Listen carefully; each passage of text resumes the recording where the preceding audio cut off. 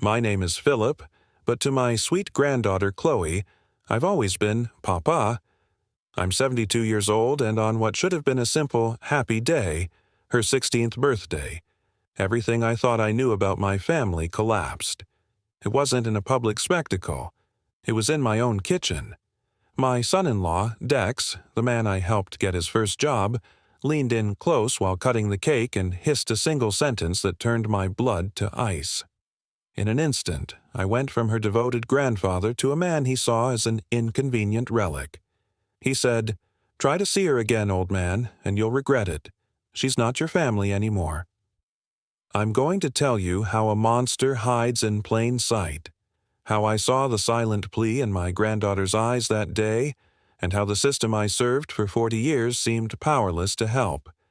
This is the story of how a bully with a charming smile almost won, until the day he forced the judge out of retirement. But before I begin, I need to feel your support. Please let me know in the comments, where are you watching from today? Just typing your city or country reminds me I'm not speaking into a void, but to a global family, to every single one of you in our Justice for the Voiceless community. Your comments, your shared stories, your fire, they are the fuel that gives an old man the strength to keep fighting. Thank you.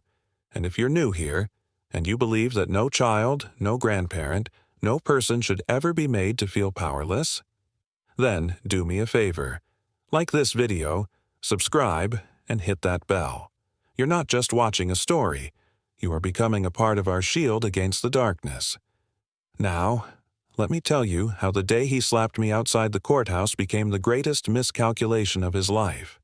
The scent of vanilla frosting and birthday candles used to be the smell of pure joy. For 16 years, it was my signal to put on the silly hat, to wrap a present in atrocious paper, and to feel the uncomplicated love that only a grandchild can give. Chloe's smile was my compass, always pointing me toward what truly mattered. This year, the air in my kitchen was thick with a different scent. A lie. Everything looked right. The cake was a masterpiece from Anne, my daughter, decorated with musical notes for her aspiring singer. Balloons bobbed against the ceiling. But the music was missing. Chloe sat at the head of the table, a beautiful, still statue. Her smile was a fragile thing, a paper mask that didn't reach her eyes. She was looking at me, and then quickly away, as if my gaze burned her. And Dex. Dex was everywhere. His laughter was a little too loud, his hand on Anne's shoulder a little too possessive. He was the conductor of this terrible, silent orchestra. I had helped this man. I'd vouched for him when he was a brash young associate at the firm, thinking his ambition was drive. I'd welcomed him into our family. Now I saw the ambition for what it was, a hunger for control. He picked up the cake knife, a long, serrated blade. "Time for the first slice," he announced, his voice oozing a false warmth that made my skin crawl. "For the birthday girl." I moved closer to take a photo, my old camera feeling heavy in my hands. I wanted to capture her, to prove that this happy moment was real, even if I could feel it crumbling at the edges. That's when it happened. As he leaned forward to cut into the sugary facade, his head turned slightly towards me. The party smile never left his face, a chilling feat of duplicity. But his eyes were flat and cold, like two chips of gray slate. His voice was a low, venomous whisper, meant only for me, a serpent's hiss in the midst of birthday cheer. "Try to see her again, old man, and you'll regret it." I froze. The camera felt like a block of ice in my hand. The noise of the room, Anne's chatter, the rustle of balloons, muffled into a distant hum. All I could hear was the blood pounding in my ears. He paused, letting the threat hang in the air between us like poison gas. Then he delivered the final, soul-shattering blow. "She's not your family anymore." The world did not slow down. It shattered. It exploded into a million glittering shards of a life I thought I knew. Not your family. The words were an eraser, wiping away 16 years of bedtime stories, of holding her after nightmares, of teaching her to ride a bike. They were an eviction notice from my own heart. My gaze snapped to Chloe. She had heard nothing, but she saw everything. She saw the color drain from my face. She saw my hand tremble, and in that moment, our eyes locked. And I saw it.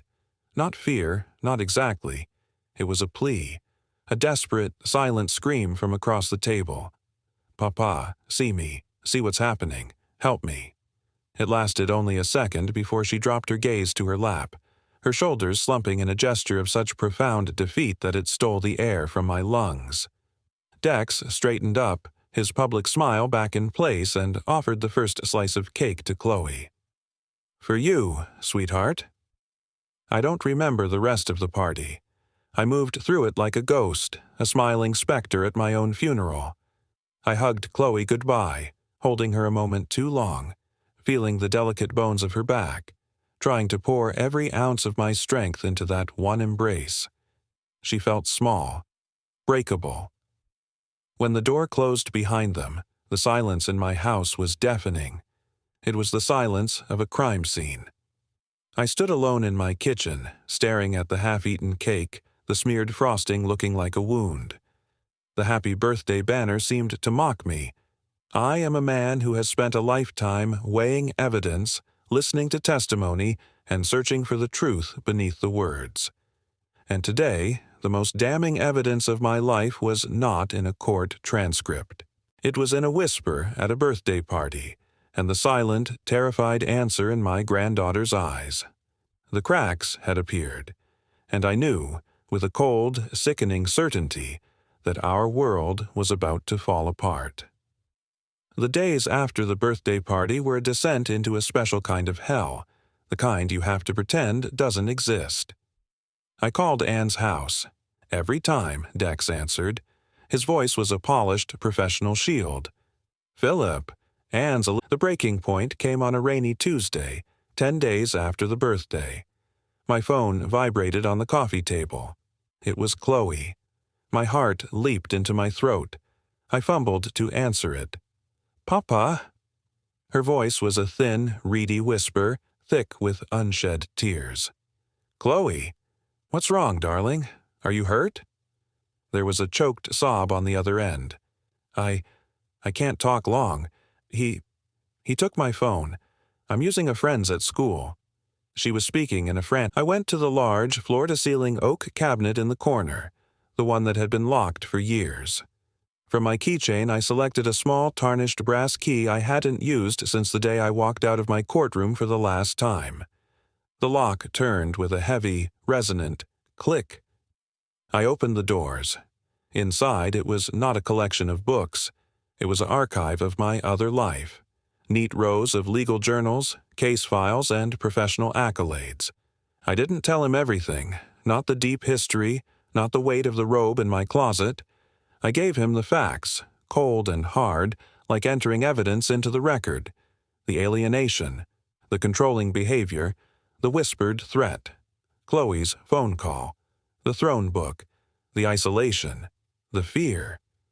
When I finished, the line was silent for a long moment. "Jesus, Philip," he finally breathed. "Your son-in-law? Dex? I met him at your retirement party. He seemed charming," I finished for him, the word tasting like ash. "He is, until he isn't." "What does your daughter say?" "That's the core of the problem, Aaron. She's under his spell. Or she's too terrified to break free. He's systematically cut them off from their support system. From me." "So, this isn't just a custody play," Aaron said, his mind already racing through the legal labyrinth. "This is a potential child welfare and domestic coercion situation. We need to get the granddaughter safe, first and foremost."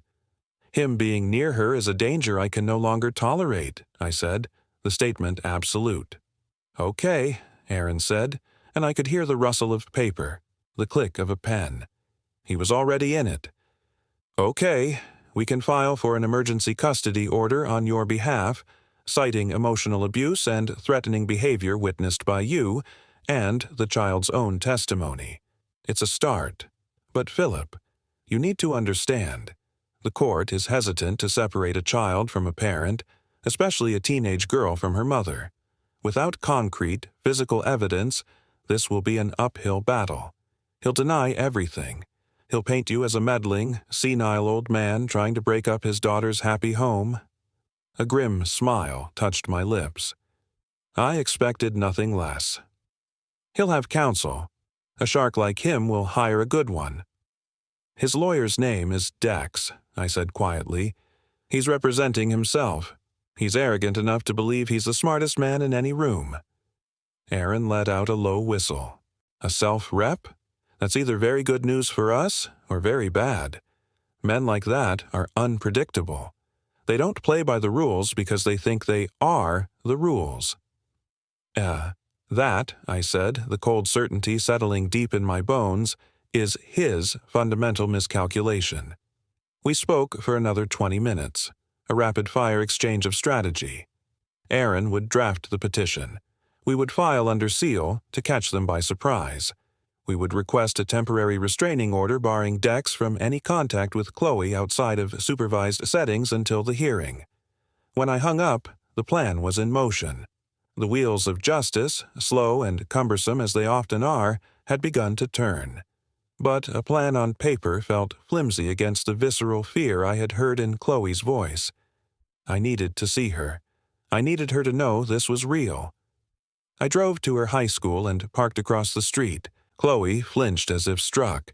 She dropped her gaze, shuffled to the passenger door, and got in without looking back at me. The car pulled away, merging into traffic, leaving me standing alone on the curb. The message was clear. He owned her. He controlled her. And he wanted me to know that my efforts were a pathetic joke. He was wrong. That look on her face, that single, glorious second of hope, it wasn't a spark. It was a fuse. And I had just lit it. The explosion was coming. He just didn't know it yet. The morning of the hearing, I awoke before the sun. The house was a cavern of shadows, silent except for the frantic beating of my own heart. It wasn't the nervous pulse of a frightened old man. It was the steady, deep drum of a soldier preparing for a battle he never wanted, but could no longer avoid. I stood under a scalding shower, letting the water pummel my back, trying to wash away the last vestiges of Philip, the gentle grandfather. I shaved with meticulous care, the razor scraping away more than stubble. It was scraping away an identity. When I looked in the fogged mirror, my eyes stared back, hard and resolute. They were the eyes of the man I used to be. In my bedroom, laid out on the bed, were two choices. On one side, the comfortable, soft-wool trousers and a well-worn cardigan. The uniform of Papa. The clothes that smelled of library books and wood smoke that Chloe had snuggled against 1,000 times. They represented a life of quiet observation, of gentle suggestions, of love offered without demand. On the other side, hanging from the closet door, was a suit. It was not the suit of a retiree. It was a dark, charcoal gray, impeccably tailored suit of Italian wool, the one I'd worn on my last day on the bench. It was severe, authoritative, a suit of armor. My hand hovered over the cardigan. For a dizzying moment, I wanted to choose it, to walk into that courtroom as nothing more than a heartbroken grandfather, to appeal to the judge's mercy. It would be easier for Anne to understand. It might even be easier for Chloe. But then I saw Dex's smirk in my mind's eye. I heard his whisper at the birthday party. I saw the terror on Chloe's face as she got into his car. Mercy was a language Dex did not speak. He understood only power. He respected only authority. My fingers closed around the cool, smooth fabric of the suit jacket. Dressing felt like a ritual. The crisp, white shirt, starched stiff. The silk tie, knotted in a perfect conservative half-Windsor. The trousers with their sharp crease. Finally, the jacket, settling on my shoulders with a familiar, weighty presence. It didn't just fit my body, it fit my purpose. I met Anne and Chloe in the lobby of the courthouse. The sight of them, huddled together on a hard wooden bench, was a physical blow. Anne looked exhausted, her face pale and pinched with the confusion I knew Dex had planted. "You have to stop this, Dad," she whispered, her voice pleading. "You're causing so much stress. This is just a misunderstanding." But Chloe looked at my suit. Her eyes, usually so clouded with fear, widened just a fraction. She didn't see her papa. She saw a warrior, and in that look, I saw a flicker of the one thing we had all been missing: hope. "This is not a misunderstanding, Anne," I said, my voice calm but leaving no room for argument. "This is for Chloe." Before she could protest, Aaron arrived, a leather briefcase in his hand, his presence a wave of pure, unflappable competence. "Philip," he nodded, then turned his attention to Chloe. "You must be Chloe. I'm Aaron. I'm going to be speaking for you and your grandfather today. You just have to tell the truth. Can you do that?" She nodded, a little of the tension leaving her small frame. This was the moment. The divergence. "I'll see you inside," I said, my voice betraying none of the seismic shift that was about to occur. I turned and walked away from them, not toward the public elevators that led to the courtrooms, but toward a nondescript, unmarked door at the end of the hall. I felt their confused stares on my back. I pulled a different set of keys from my pocket. Not my car keys, but a small silver key that had lain dormant for years. I inserted it into the lock. The door clicked open, revealing a private staircase, used only by court personnel. I did not look back. I stepped through and closed the door on my old life. The climb up the narrow concrete stairs was a journey between worlds.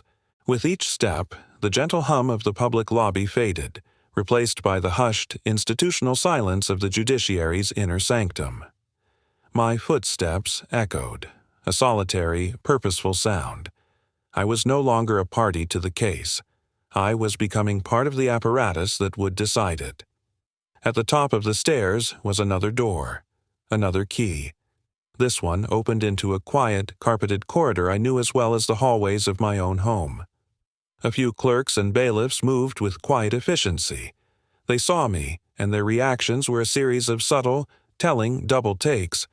A nod of recognition. A murmured, "Your Honor." Not a question. A statement. I was back. I found the chamber for courtroom 4B. My name was still on a small brass plaque beside the door. Judge P. Mercer. It had never been removed. A courtesy, they'd said. A permanence, I now knew. I entered the empty room, and there, hanging on a valet stand behind the massive oak desk, was the final piece of the transformation. The black judicial robe. It waited for me, silent and solemn. The ultimate suit of armor. It was no longer a symbol of a retired past. It was the key to my granddaughter's future. Dex thought he was going to battle a feeble old man. He was about to learn that the battlefield had just drastically and irrevocably changed. You're standing with me in these hallways of power and fear, and it means everything. If you're invested in this fight, if you need to see how it ends, do us a favor. Like this video, subscribe, and tap that bell. What happens next changes everything. Let's continue. The private corridor offered a direct path to the bench, but I needed one last thing from the outside, a moment of clarity, a final breath of air before I descended into the arena. I pushed open a heavy metal door that led to a small secluded courtyard tucked between the courthouse wings, a place for lawyers to have frantic whispered conferences known as the Stone Canyon. The morning air was cool and sharp. I filled my lungs, trying to steady the drumbeat in my chest. I could hear the distant city sounds, the world carrying on, oblivious to the personal cataclysm about to unfold inside these walls. That's when the door from the main plaza swung open. And there he was. Dex. Alone. He must have seen me enter the courtyard. His face was a mask of smug, predatory satisfaction. He thought he had cornered his prey. "Well, well, look who's dressed for his funeral," he said, his voice a low, venomous purr as he strode toward me. He was in his element, a sleek shark in an expensive suit, circling what he thought was a wounded, helpless fish. I said nothing. I simply watched him, my hands loose at my sides. My silence infuriated him. It wasn't the reaction he wanted. He wanted fear. He wanted pleading. "Did you think the suit would impress me, Philip? Impress the judge?" He let out a short, derisive laugh. "You're a dinosaur. A relic. You have no power here. This is my world. You're just an old man clutching at straws, trying to steal a family that isn't yours anymore." He was close now, close enough for me to see the cold triumph in his eyes. He leaned in, his face inches from mine, repeating the same intimate threat he'd used at the birthday party, trying to break me. "I told you, old man. You will regret this. When this is over, you will never see Chloe again. I'll make sure of it. You are nothing." Then it happened. His hand moved faster than I expected. Not a fist, but an open-handed, contemptuous slap across my left cheek. The impact was sharp, stinging. It wasn't about causing real injury. It was the ultimate gesture of disrespect. It was meant to humiliate, to dominate, to reduce me to dust. My head snapped to the side. The sting was immediate, a brand of his hatred on my skin. A hot flush of primal rage surged through me, a wild animal instinct to lunge, to retaliate, to smash the smirk off his face. But I didn't. I slowly, deliberately, turned my head back to face him. I made no move to touch my stinging cheek. I didn't even blink. I just looked at him. I let him see the absolute glacial calm in my eyes. I let him see that his attempt to humiliate me had failed completely. His smirk wavered. The confidence in his eyes flickered, replaced by a sliver of confusion. This wasn't going according to his script. Where was the cowering, the tears, the fury? He had slapped a man, and the man had not reacted. It unnerved him. "Stay out of my way," he hissed, the bravado in his voice now sounding forced, brittle. I held his gaze for 1 second longer, a silent, profound communication. "You have made a catastrophic error in judgment." Then, without a single word, I turned my back on him. I walked away, not in retreat, but with a purpose so absolute it left no room for his petty theatrics. I walked back to the heavy metal door, my posture straight, my steps measured and sure. I could feel his bewildered stare burning into my back. I re-entered the private corridor, the door clicking shut behind me, sealing off his world and welcoming me back to mine. The sting on my cheek was already fading, but its significance was seared into my soul. It was no longer an insult. It was evidence. It was the final, damning exhibit of his character. A man who would strike an elderly man outside a courtroom on the day of a hearing about the welfare of a child was a man who understood nothing of control, of law, of basic human decency. He had tried to mark me with his contempt. Instead, he had handed me the final piece of my resolve. He had confirmed, beyond any shadow of a doubt, that the man in the gentle cardigan was dead. Only the judge remained. The walk to my chambers was a march. The encounter hadn't shaken me. It had solidified me. The cold fury was now a polished blade, sharp and ready. I entered my chambers, the robe waiting for me on its stand. It was time. Alone in the silence of my chambers, the world narrowed to this single, sacred space. The room was a time capsule of my former life. Law books lining the walls, a framed portrait of my late wife Naomi on the desk, her smile a silent blessing. For a moment, I was just Philip again, a widower, a grandfather, a man who had chosen to leave the weight of this world behind for a quieter peace. But the ghost of the slap still tingled on my cheek. The echo of Chloe's silent plea rang in my ears. Peace was a luxury I could no longer afford. My eyes fell upon the robe. It was just a piece of black cloth, really. Simple, unadorned. But it was one of the most powerful symbols in our civilization. It was not a crown, denoting inherited privilege. It was not a uniform, signifying martial force. It was a mantle, a deliberate shedding of the individual self, Philip, his biases, his pain, his love for Chloe, and an assumption of a higher duty, blind, impartial justice. I reached out and took it from the valet. The fabric was heavy, a dense wool that carried the gravity of 1,000 decisions, 1,000,000 pleas, a lifetime of human conflict. I slipped my arms into the sleeves. The weight settled on my shoulders, familiar and immense. It was the weight of the law, the weight of responsibility. As I fastened the simple hook at the collar, I looked at Naomi's photograph. For our girl, I thought. For our Anne. For Chloe. This was not an act of vengeance. It was an act of love, in its most severe and necessary form. There was a soft knock on the door. Bailiff Henderson, a man I'd worked with for 15 years, stepped in. His eyes, old and wise, met mine. He didn't smile. He gave a slow, respectful nod. "It's time, Your Honor," he said, his voice a low rumble. "Courtroom is seated. The parties are present." "Thank you, Robert," I said, my voice different now. It was the voice of the bench, calm, measured, impenetrable. He held the door open for me, and I walked out into the hushed corridor behind the courtroom. I could hear the muffled sounds of the gallery through the thick wood, the rustle of clothing, the clearing of throats, the tense, anticipatory silence. My heart was no longer a frantic drum. It was a deep, steady gong. I paused before the door to the bench. I took one last, deep breath. I was no longer Philip. I was the judge. I was the law. And I was about to look into the eyes of the man who had slapped me and show him what true power looked like. Bailiff Henderson pushed the door open and stepped through first.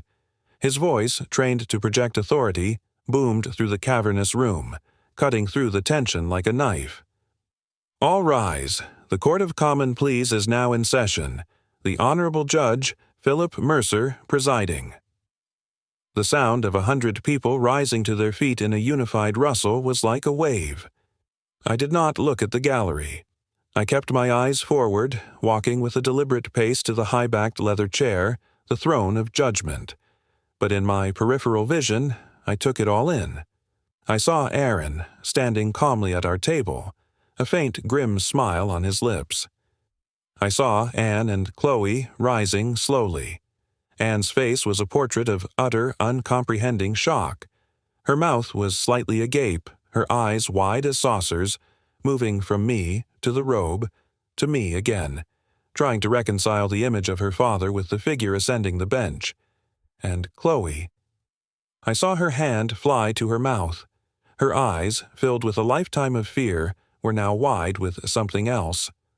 Awe. A tiny, fragile flame of hope kindled into a blaze.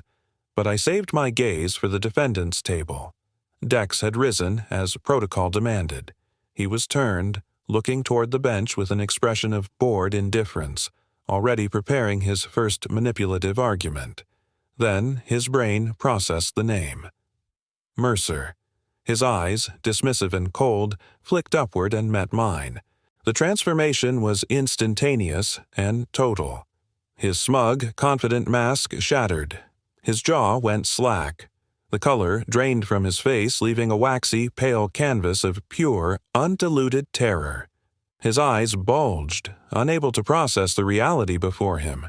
The harmless old man, the dinosaur, the relic he had slapped in the courtyard minutes earlier, was now looking down at him from a position of absolute authority. He froze. Utterly. Completely.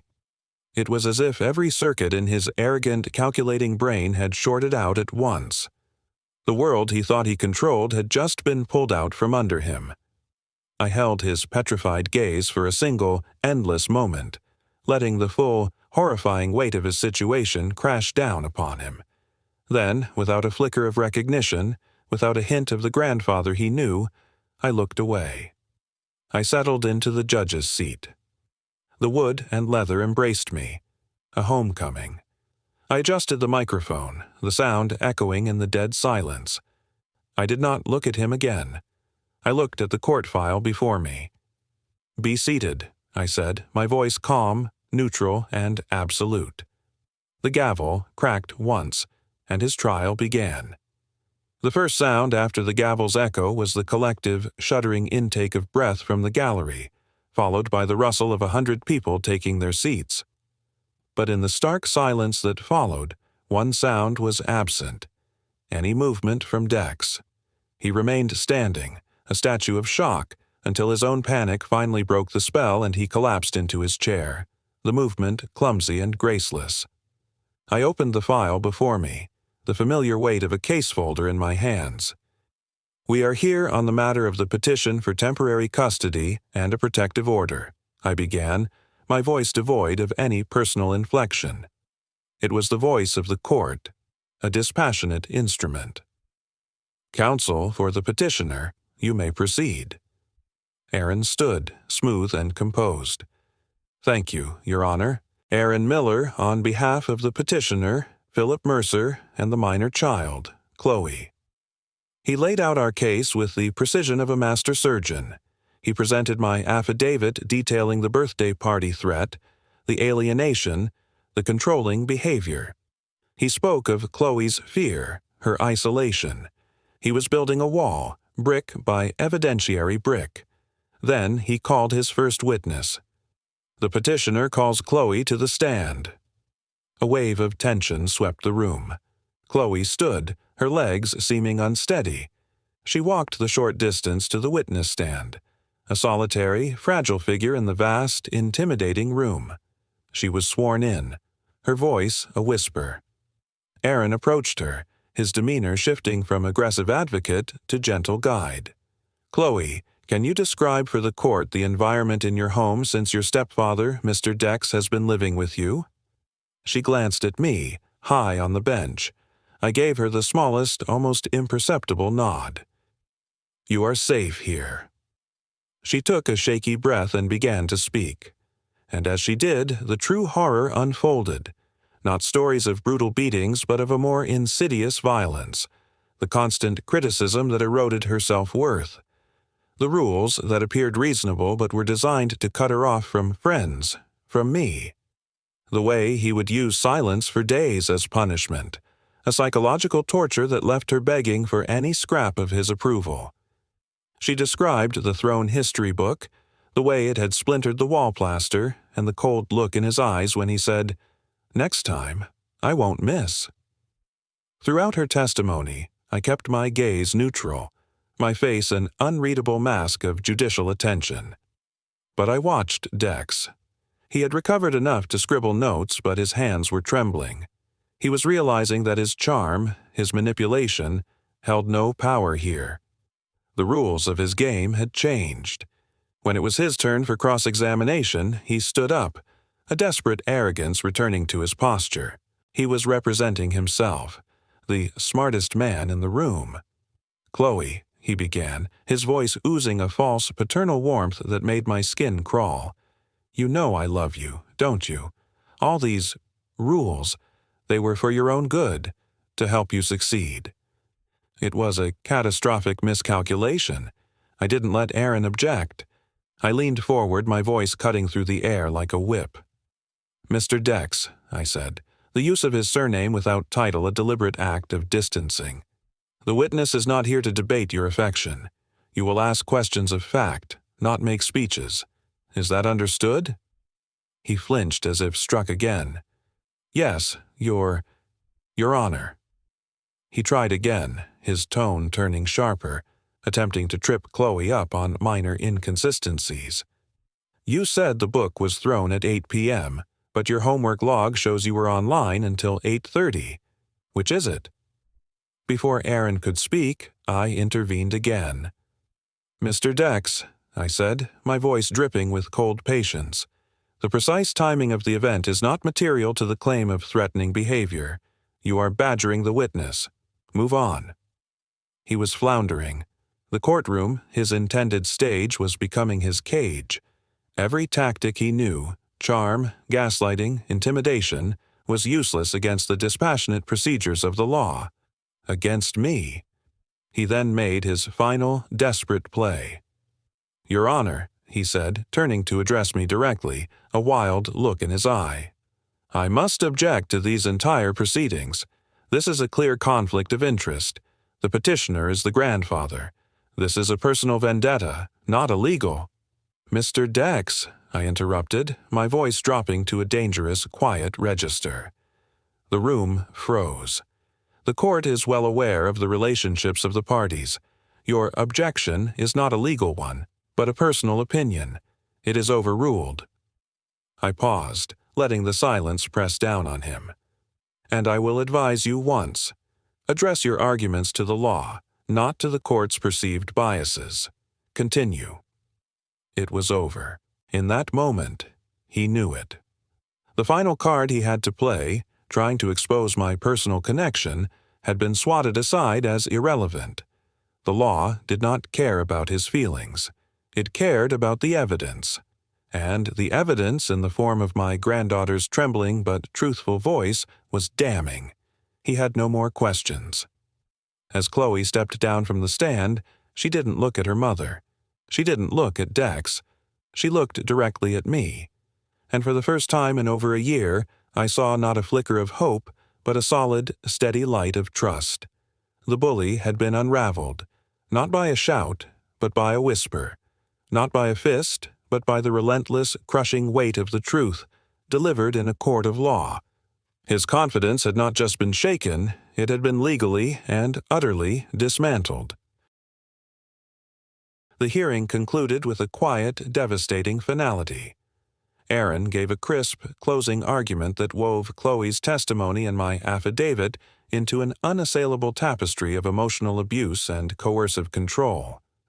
Dex, in his arrogance, had called no witnesses and presented no evidence, believing his own silver-tongued summation would be enough. He stood to give it, attempting to reclaim his shattered persona. "Your Honor, this is a family matter, a tragic misunderstanding blown out of proportion by a grandfather who cannot let go." I let him speak for a few minutes.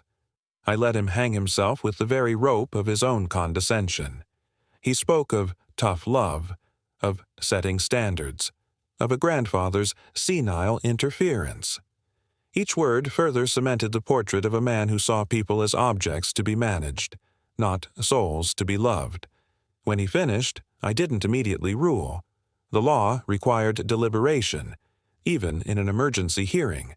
It required the appearance of impartial consideration. "I will take this matter under advisement," I stated, my voice echoing in the silent, tense room. "The court will recess for 15 minutes. Bailiff." I rose, and the gallery rose with me. I did not look at anyone as I walked back into my chambers. I closed the door, the solid oak a barrier against the storm of human emotion I had just presided over. The moment the door clicked shut, the mantle of the judge felt 1,000 pounds heavier.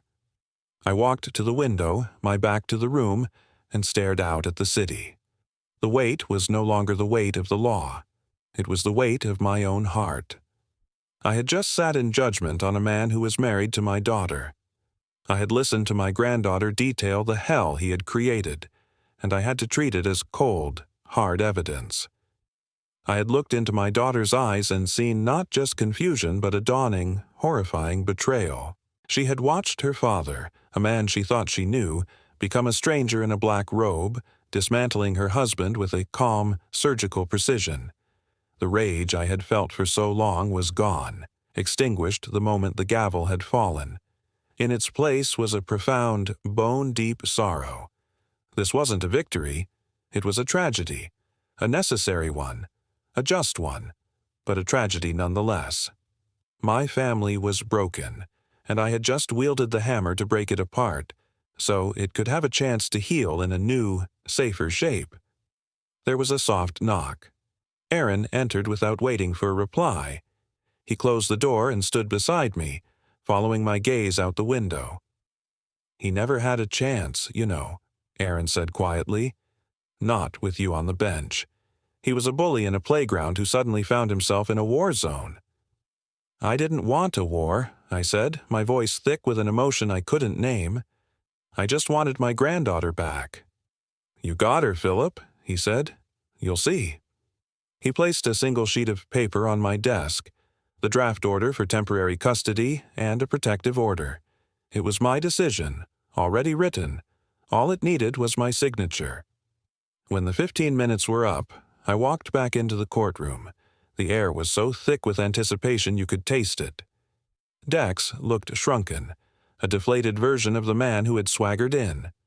Anne was crying silent tears, her hand clutching a tissue so tightly her knuckles were white. Chloe sat perfectly still, her eyes fixed on me, a silent anchor in my storm. I took my seat. I picked up the order.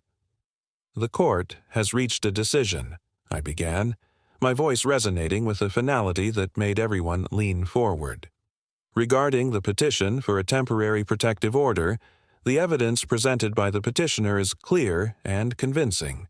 The court finds that the minor child, Chloe, has been subjected to a pattern of emotional abuse and coercive control by the respondent, Dex, that constitutes a credible threat to her emotional and psychological welfare." I could see Dex physically shrink with each word. "Therefore, it is the order of this court that the respondent, Dex, is hereby restrained and enjoined from any and all contact with the minor child, Chloe, whether direct or indirect. He is to vacate the marital residence by 6 p.m. this evening and is to remain no less than 500 yards from the child's person, school, and residence until further order of this court." A gasp went through the gallery. Anne let out a small, choked sob. I continued, my gaze now falling on my daughter. "Regarding the petition for temporary custody, the court finds that the child's mother, Anne, while not a direct perpetrator, has been unable or unwilling to protect the child from the documented abuse. Therefore, temporary legal and physical custody of the minor child, Chloe, is hereby granted to the petitioner, Philip Mercer, effective immediately." I set the paper down. The gavel cracked once. "This hearing is adjourned." The sound was not one of celebration. It was the sound of a door slamming shut on one life and opening onto another, more uncertain one. Chaos erupted the moment I left the bench. I heard Dex's raised, furious voice, Anne's weeping, the general murmur of the gallery. I didn't look back. I walked straight to my chambers, closed the door, and for the first time, let my shoulders slump. I took off the robe. I hung it back on the valet, my fingers lingering on the black fabric. I had needed its power, its authority, but now I needed to be just Papa again. If it wasn't too late. There was a knock. "Your Honor." It was Bailiff Henderson. "Your family is here. They're asking to see you." My heart clenched. "Send them in, Robert. Thank you." The door opened. Anne entered first, her face ravaged by tears and confusion. Chloe followed, hovering just behind her. The door closed, leaving the three of us in the quiet, book-lined room. For a long moment, no one spoke. The silence was a chasm between us. Anne was the first to break it. Her voice was a raw, broken thing. "All those years. You were a judge. You never told me. You never told us." She wasn't accusing me. She was trying to reassemble the pieces of a puzzle she never knew she was holding. "You just let us think you were a retired bureaucrat." "I was a judge, Anne," I said softly, sinking into the chair behind my desk. "It wasn't a secret to be spiteful. When I retired, I wanted to leave it all behind. The weight of it. The decisions that break families, that send people to prison. I wanted to be just your dad. Just Chloe's papa. I wanted a simple life after a lifetime of complexity and pain." I looked at Chloe. "I'm so sorry you were ever put in a position where I had to be a judge again." "But you did," Chloe whispered, her voice small but clear. She stepped forward, away from her mother and toward me. "You did it for me." Tears finally welled in my own eyes, blurring the image of her brave, beautiful face. "There is nothing in this world, Chloe, that I would not do for you." Anne sank into the chair opposite my desk, the fight gone out of her. He never hit her, Dad. He was just strict. He said it was for her own good. She was parroting his words, the programming he had installed in her over years. "Anne," I said, my voice gentle but firm, "look at your daughter. Really look at her." Anne turned. She saw Chloe, not as a problem to be managed, but as her child. She saw the lingering shadows under her eyes, but also the new, steady light within them. She saw the way she stood closer to me, seeking safety. "He made me feel small, Mom," Chloe said, her voice gaining strength.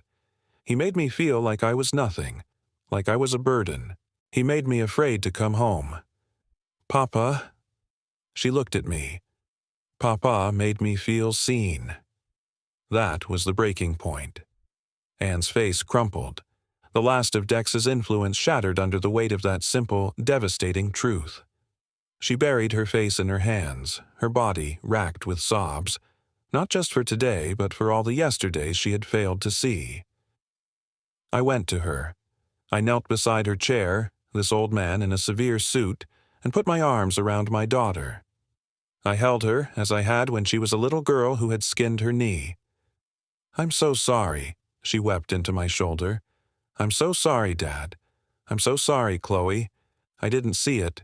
I didn't want to see it." "It's over now, sweetheart," I murmured, stroking her hair. "It's over." We stayed like that for a long time, the three of us in a fragile new configuration. The judge was gone. The lawyer was gone. The manipulated wife was gone. All that was left was a grandfather, his daughter, and his granddaughter, beginning the long, hard work of picking up the pieces. We did not leave through the main entrance. Aaron, ever the strategist, had a car waiting at a private exit to avoid the press and the spectacle. There were no cameras, no shouted questions. There was only the three of us, stepping out of the shadow of the courthouse and into the pale, late afternoon light. The ride home was silent, but it was not the tense, fearful silence of before. It was the quiet of exhaustion, of processing, of a deep and profound relief. Anne stared out the window, watching her city slide by, a world forever changed. Chloe sat between us, her hand finding mine and holding it tightly. When we arrived at my house, it felt different. It was no longer just my sanctuary. It was now our fortress. It was a place of safety. The first thing Chloe did was walk to the kitchen table, the ghost of the birthday cake long since cleared away. She ran her fingers over the wood grain, then looked at me. "It doesn't hurt here anymore, Papa." That simple statement was worth more than any court order. The days that followed were not easy. They were messy and human and real. Anne moved in temporarily, a whirlwind of grief and guilt. There were tears, there were long, difficult conversations late into the night. There was the painful process of Anne untangling herself legally and emotionally from Dex. But there was also laughter. The first time Chloe laughed, a real, unforced, belly-deep laugh at something silly on television, it was like hearing music after a lifetime of silence. Anne and I looked at each other, and for the first time, I saw a genuine smile touch her lips. I never put on the suit or the robe again. I packed them away, not in the locked cabinet, but in a box in the attic. Their work was done. Their purpose had been served. Weeks later, on a cool, clear evening, the three of us were in the backyard. Chloe was showing her mother the vegetable garden I'd been neglecting. I sat in my old wicker chair, a blanket over my knees, watching them. Anne came and sat beside me, handing me a mug of tea. "He pleaded guilty, you know," she said quietly, "to the charges of coercive control. Aaron said he took a deal. No trial." I nodded. I wasn't surprised. Facing a trial, with the possibility of me presiding over it again, or another judge hearing the full extent of the evidence, was a risk his calculating mind couldn't take. It was an admission of defeat. "He's gone, Dad," she said, and I heard the finality in her voice. Not just physically, but from her heart. We sat in a comfortable silence, watching Chloe, who was now pointing out constellations as they began to pierce the twilight. "This wasn't how I thought my life would go," Anne murmured. No, I agreed. It never is. But it's my life, she said with a new strength. Ours, and we're going to be okay. That was the true victory. Not the legal ruling, not Dex's humiliation, not the public story. It was this quiet moment. It was my daughter reclaiming her life. It was my granddaughter feeling safe enough to look at the stars. This story is not about a triumphant judge. It is about a terrified grandfather who used the last of his strength to build a shield for his family. The slap outside the courthouse was the final foolish act of a bully who believed power was about force and fear. My silence was the answer, and taking that seat was the reckoning. I am not a hero. I am a man who loves his family. And as I sit here, listening to my daughter and granddaughter talk and laugh in the gathering dark, I know, with a peace that settles deep in my old bones, that love, in its toughest, most resilient form, is the only justice that truly, lastingly matters. This was my battle. Your support is the victory. Subscribe to arm this channel. Ring the bell to stand guard. Like this video to declare that power belongs to the people. Now, go be someone's light.